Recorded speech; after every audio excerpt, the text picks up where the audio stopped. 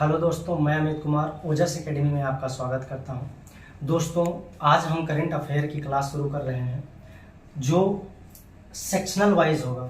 जैसे राष्ट्रीय घटनाक्रम के 50 क्वेश्चन, अंतर्राष्ट्रीय घटनाक्रम के 50 क्वेश्चन, इकोनॉमिक्स से रिलेटेड 50 क्वेश्चन, ऐसे ही सेक्शनल हम सभी टॉपिक से 50-50 क्वेश्चंस लाएंगे। ठीक है दोस्तों, आप आगे एग्जाम जो भी वनडे एग्जाम देने जा रहे हैं उसके लिए ये सारे क्वेश्चंस बहुत ही इम्पोर्टेंट होंगे और एग्जाम पॉइंट ऑफ व्यू से ही ये क्वेश्चन बनाए जा रहे हैं। जैसे आने वाले अभी अगले महीने के लास्ट में पेट का एग्ज़ाम हो रहा है, या 1-2 महीने उसके बाद ARO का एग्ज़ाम होगा, या और कोई भी वनडे एग्ज़ाम जो है, उन सब के लिए ये क्वेश्चंस बहुत ही महत्वपूर्ण है। ठीक है दोस्तों, तो यहाँ पे जैसे एक नज़र आप डाल के देखिए कि आपको समझ में आएगा कि हाँ, वो सारे इंपॉर्टेंट क्वेश्चन यहाँ पर लिए गए हैं जिसकी आने की संभावना है। ठीक है दोस्तों, और एक चीज़ और यहाँ पे मैं बता देना चाहूँगा, आप करंट की क्लास कहीं से भी कर रहे हैं या करंट कहीं से भी पढ़ रहे हैं, लेकिन जब टेस्ट देने की बात आती है तो ये 10 क्वेश्चन हर दिन अगर आप टेस्ट देंगे तो आपको समझ में आएगा कि आपकी तैयारी कैसे चल रही है। तो चलो दोस्तों, हम इसकी शुरुआत करते हैं। दोस्तों, पहला क्वेश्चन है, भारत का सबसे बड़ा और सबसे तेज AI सुपर कंप्यूटर कौन है? Option A Airawat, option B Param Siddhi, option C Pratyush, option D Mihir. दोस्तों, ये चारों सुपर कंप्यूटर हैं, लेकिन इसमें पूछा है सबसे तेज और सबसे बड़ा भारत का सुपर कंप्यूटर कौन सा है। तो दोस्तों, इसमें इरावत जो है वो भारत का सबसे तेज और सबसे बड़ा सुपर कंप्यूटर है। ठीक है दोस्तों, अगर इसकी वैश्विक रैंकिंग में स्थान पूछा जाए तो ये 75वें स्थान पर है। अब इसी से रिलेटेड 2 से 3 क्वेश्चन और आपसे पूछे जा सकते हैं। पहला कि वैश्विक रैंकिंग में पहले स्थान पर कौन सा कंप्यूटर है, या दूसरे स्थान पर, या तीसरे स्थान पर, या तीनों का क्रम देके आपसे पूछा जा सकता है कि क्रम लगा दो, पहला, दूसरा, तीसरा। तीसरे टाइप का इसी में आपसे क्वेश्चंस पूछा जा सकता है कि कंप्यूटर का नाम लिख देगा और बोलेगा यह किस देश का है।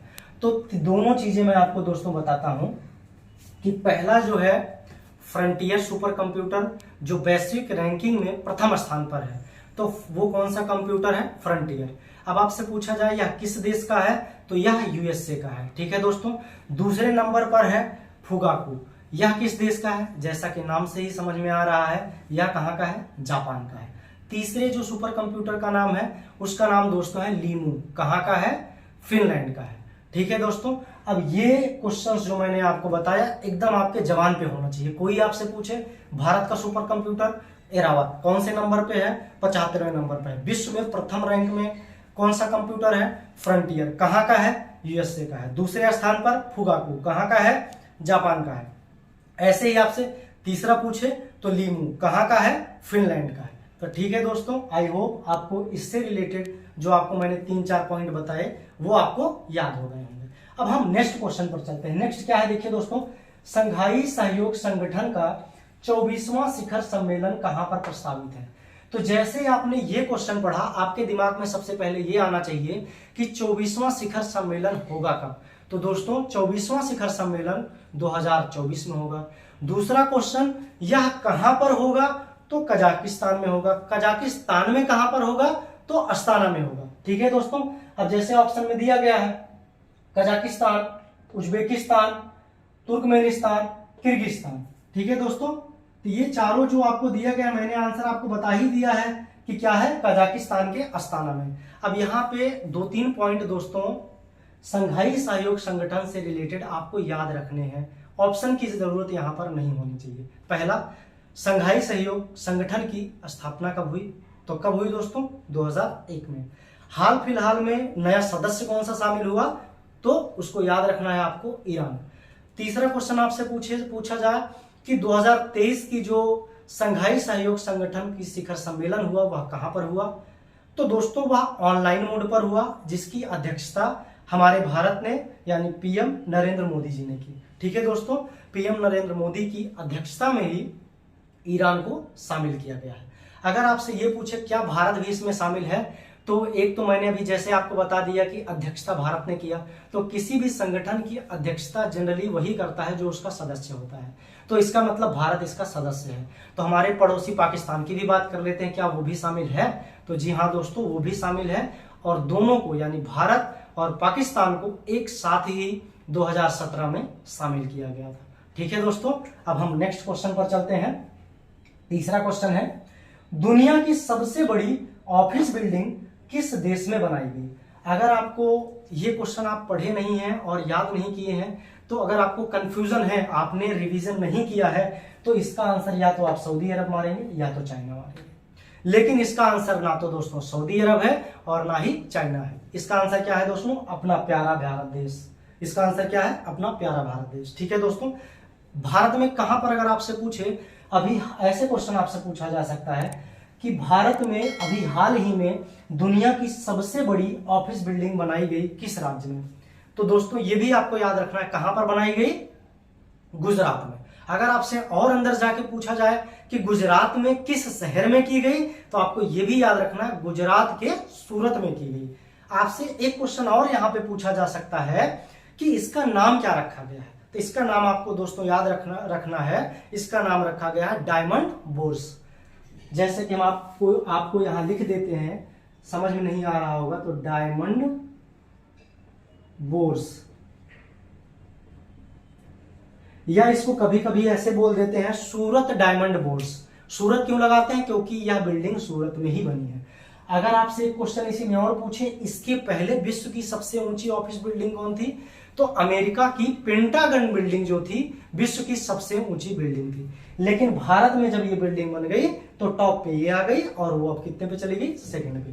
तो ये भी क्वेश्चन दोस्तों आप ध्यान रखिएगा, और एग्जाम में आए तो गलती नहीं करना है।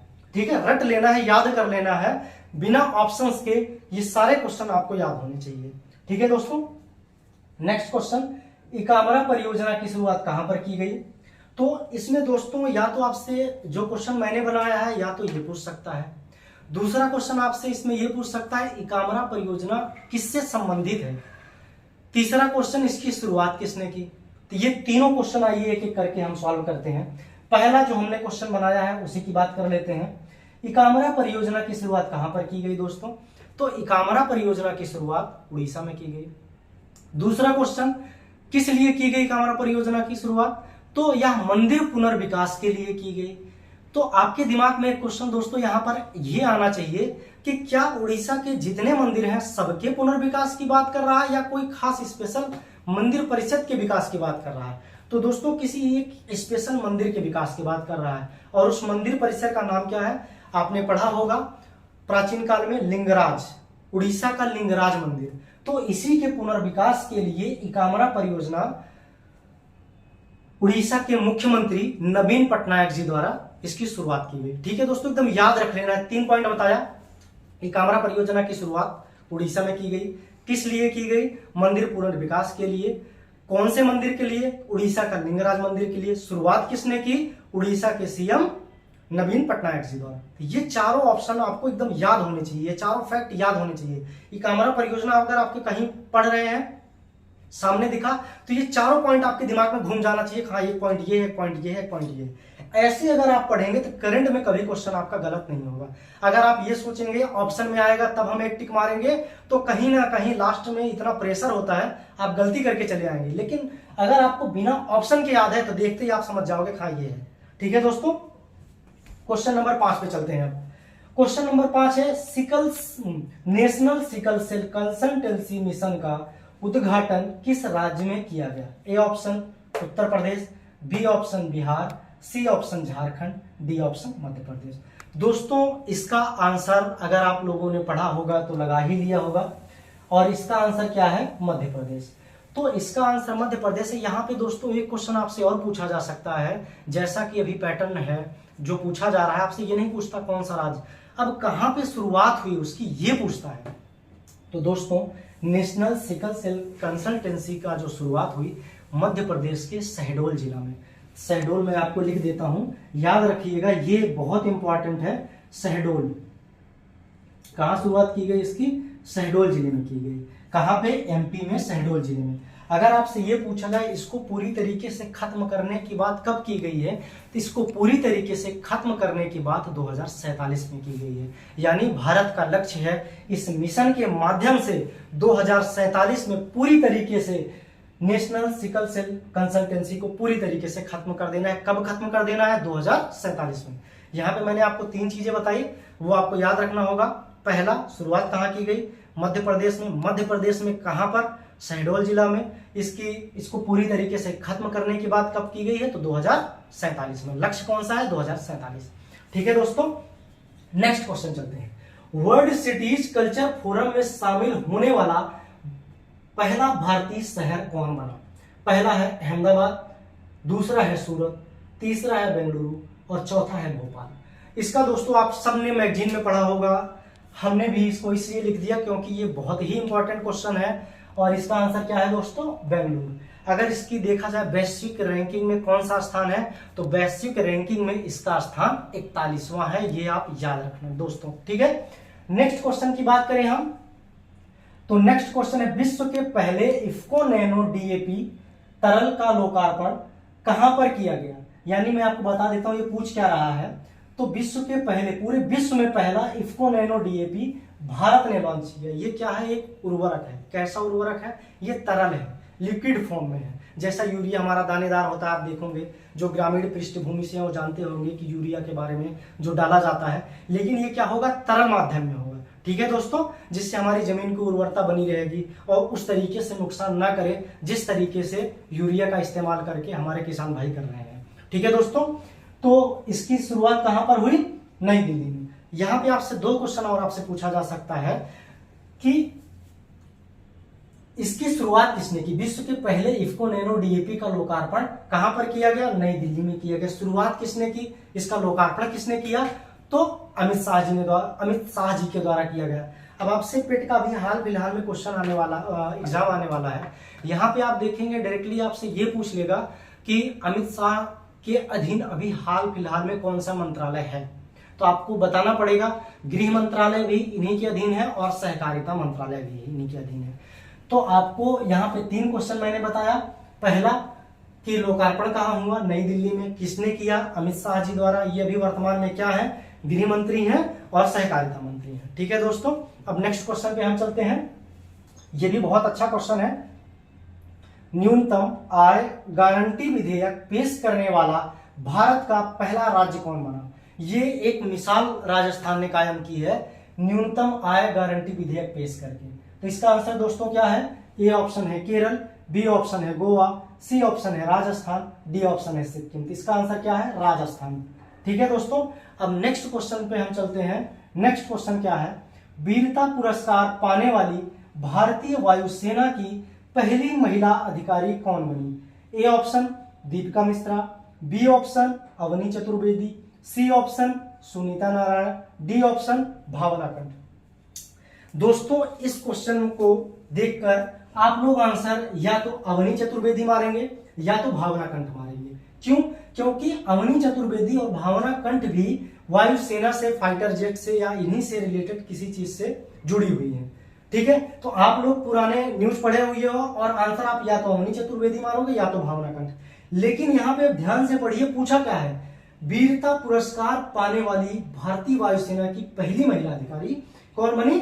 दीपिका मिश्रा। ये आपको याद रखना पड़ेगा कि दीपिका मिश्रा पहली ऐसी भारतीय वायुसेना की अधिकारी हैं जिन्हें वीरता पुरस्कार मिला है। ठीक है दोस्तों, अब लास्ट क्वेश्चन पे आते हैं हम। भारत की सबसे बड़ी निजी रेल कोच फैक्ट्री का उद्घाटन किस राज्य में किया गया? A option Uttar Pradesh, B option Madhya Pradesh, C option Telangana, D option Jharkhand. ये भी अगर आपने नहीं पढ़ा होगा तो आप गेस करेंगे तो हो सकता है आपका आंसर गलत हो। ऐसे क्वेश्चंस को आप एकदम बिना ऑप्शन के याद होना चाहिए। आज कंपटीशन इतना बढ़ गया है, अब सोचो एक एक पोस्ट के लिए कितने सारे लोग लगे रहते हैं। अगर आप इसको ऑप्शन वाइज देखेंगे तो गलती होने के चांसेस रहेंगे। अगर आप इसको बिना ऑप्शन के रटे रहेंगे तो कहीं भी आपका करंट आएगा तो वो गलत नहीं होगा। ठीक है दोस्तों, तो इसका आंसर आपका क्या है? तेलंगाना।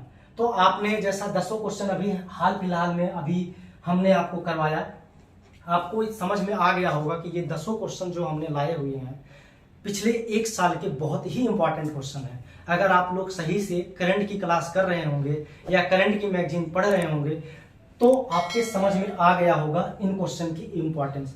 ठीक है दोस्तों, आपको हमारी वीडियो कैसी लगी कमेंट सेक्शन में जरूर बताएं। धन्यवाद दोस्तों।